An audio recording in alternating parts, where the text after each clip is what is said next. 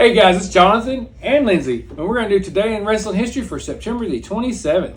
On this day in 1965, in the main event of Madison Square Garden show, Bruno Sammartino retained his WWF Championship against Tarzan Tyler. After the main event, Sammartino went to a restaurant in Manhattan and locked the WWF Championship belt in his car. Following a meal, he discovered his car had been broken into.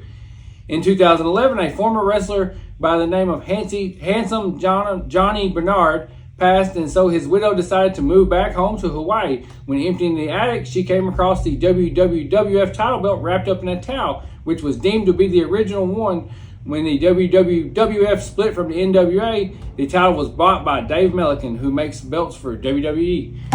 In 1987, Shawn Michaels and Marty Jannetty, the Midnight Rockers, defeated Boris Zukov and Soldat Ustinov to win the AWA World Tag Team Championship.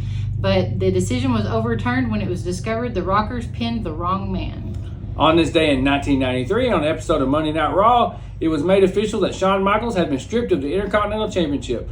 The official line was that he had the belt taken away from him due to not having defended the title for more than 30 days, although he had on the August 30th SummerSlam 28 days earlier. The real reason was that Michael had failed a drug test in which he disputed and walked out of the company.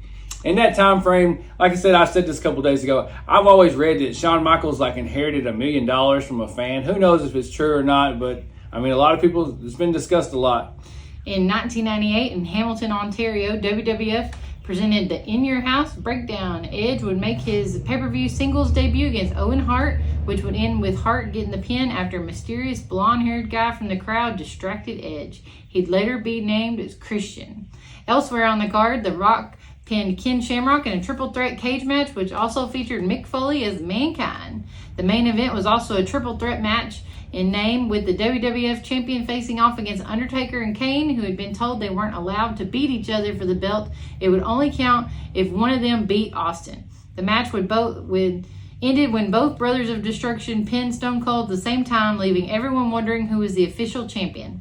Afterwards, Vince McMahon came to the ring, took the Smoking Skull belt, and rolled off into the limousine with no clear winner announced.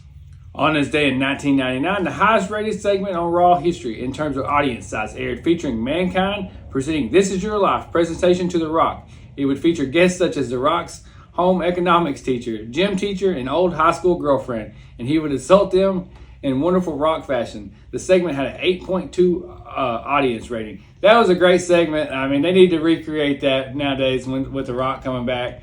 I mean, but that was, and I just remember he told his earlier girlfriend, "You wouldn't give me any pie," and stuff like that. But anyways.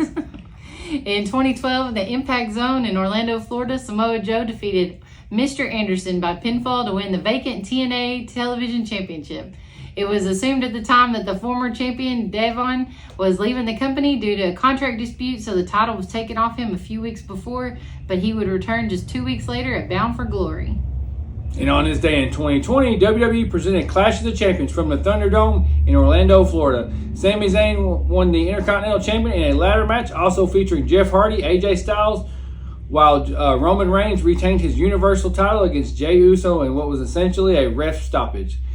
And that's going to wrap up Today in Wrestling History, guys. Thanks for watching. Like and subscribe. Hit that notification bell. And we'll catch you on the next one.